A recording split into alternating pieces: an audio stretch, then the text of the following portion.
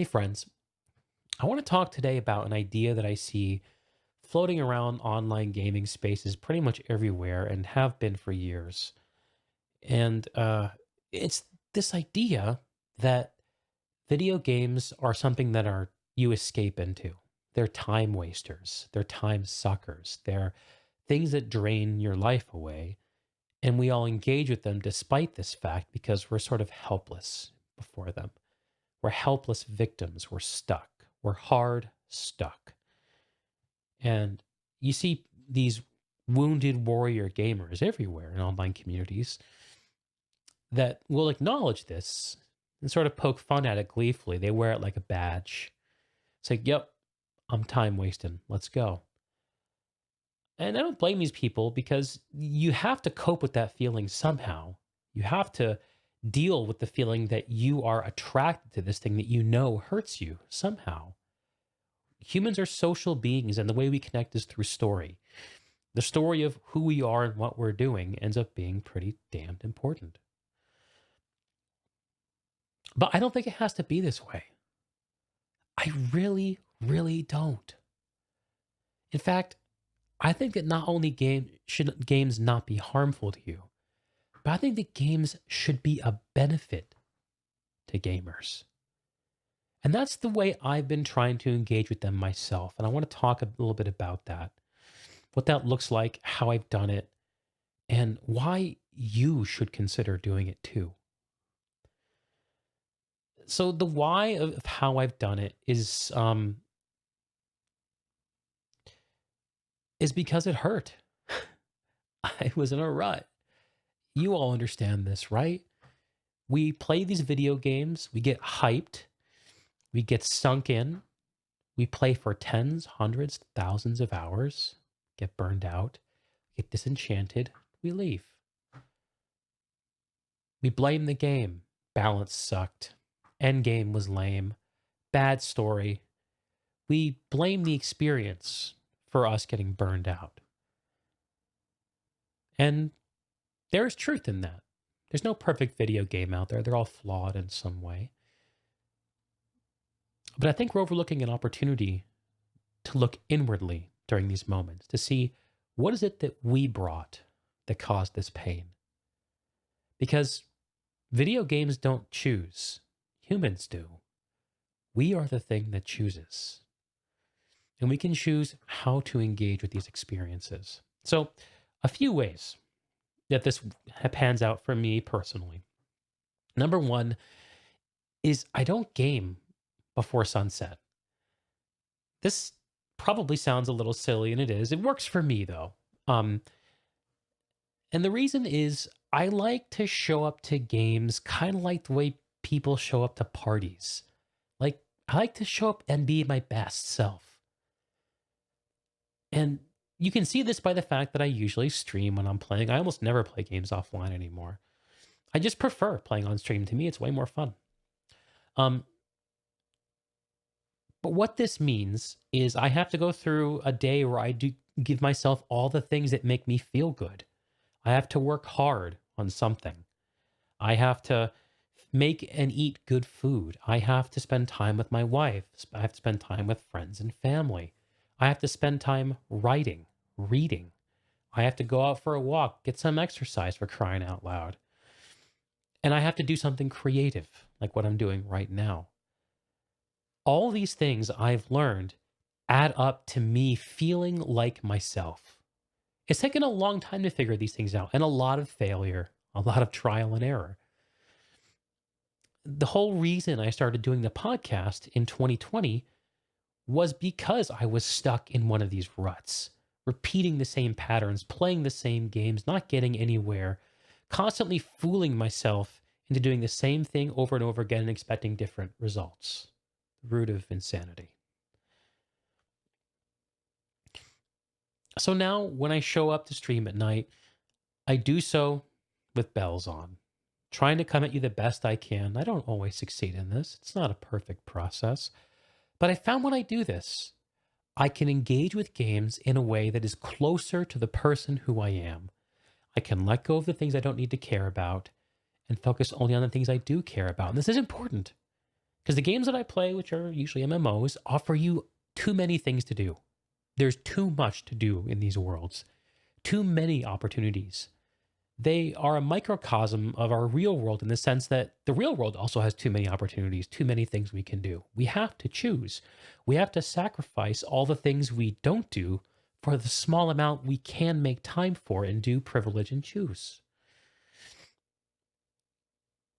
So I don't care about class balance in these games because I know that once I get to a point where it matters, I'll feel okay. What I found in these worlds that I really love is the story.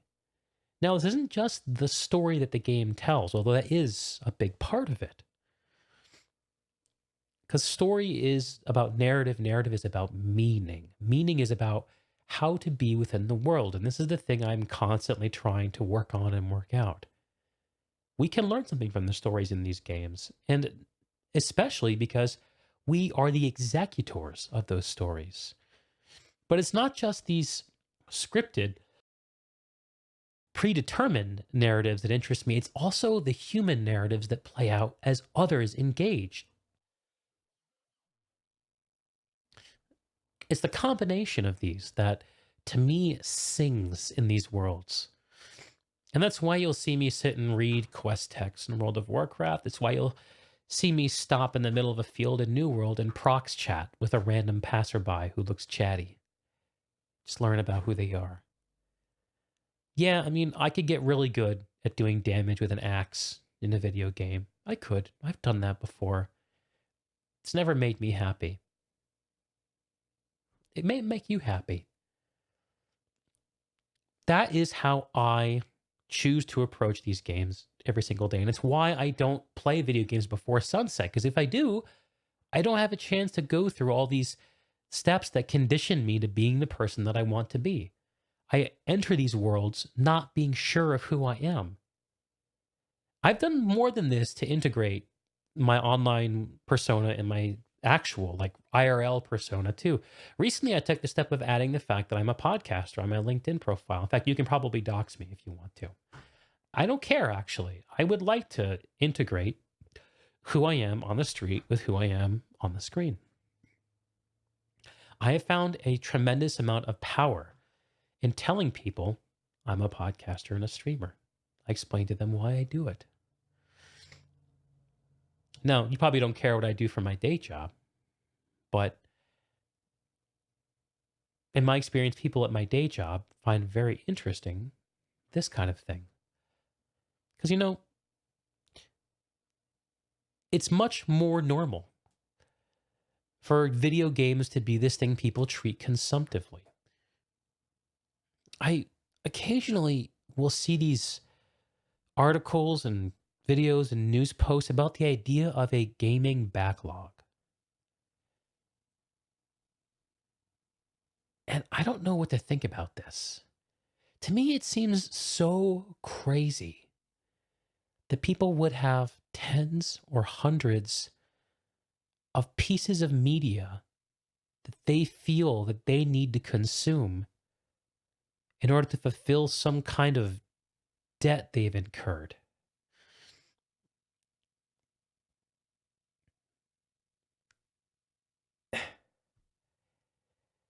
Video games are what you make of them. And you can make them into terrible masters and you a resentful slave. I'm here today to tell you that you don't have to do this. And you can look to games, you can come be the person you are in the real world, be that person there. And you can even do more than that. You can even do more than that if you want. I mentioned the podcast earlier, and it's the other kind of argument I want to present here, which is that you can get out of being stuck in these worlds, not just by quitting them, but by elevating them.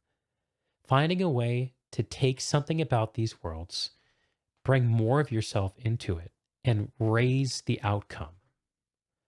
The podcast is that for me. The stream also, but to a lesser extent.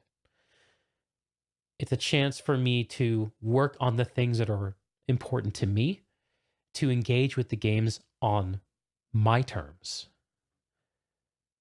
and to grow myself as a person by using these games. It might not be that for you. Maybe you're interested in programming. Maybe you want to learn how to query, you know, game stats APIs. Maybe put together a little web app where you can show some kind of statistical comparison people would find interesting. Maybe it's not that at all. Maybe you want to make games. There are tons of different disciplines that are relevant for making games. Pick one, learn about it, see if it's something you might want to do. Identify what that first step might look like. Give you an example. Roy. Roy is a Guild Wars 2 shoutcaster that I interviewed a couple years ago, and now he works at the company for the game he shoutcasted for. Not everyone can do this, not everyone will do this, and that's okay.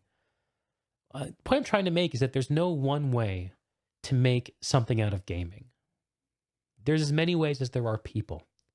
I'm still figuring this out for myself. I just happen to have a few things that work. And what I'm suggesting is if you feel stuck, if you feel resentful towards the things that call your attention, that there might be a calling to elevate the way you express that attention. And I encourage you to pursue it.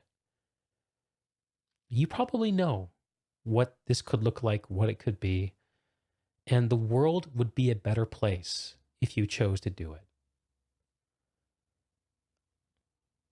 That's why I do it. Because I think I can make a difference. Am I foolish? Probably at least a little bit. Anyway, that's all I want to say today. Don't let the games that you play tyrannize you. Allow them to be a benefit to you. Bring yourself to these worlds the way you need to be and treat them as a jumping off point for becoming the person you want to be. And let me know what you're trying, what works, what doesn't work. I want to learn from you. I'd really appreciate if you tell me what you think. Comments, like, subscribe, etc.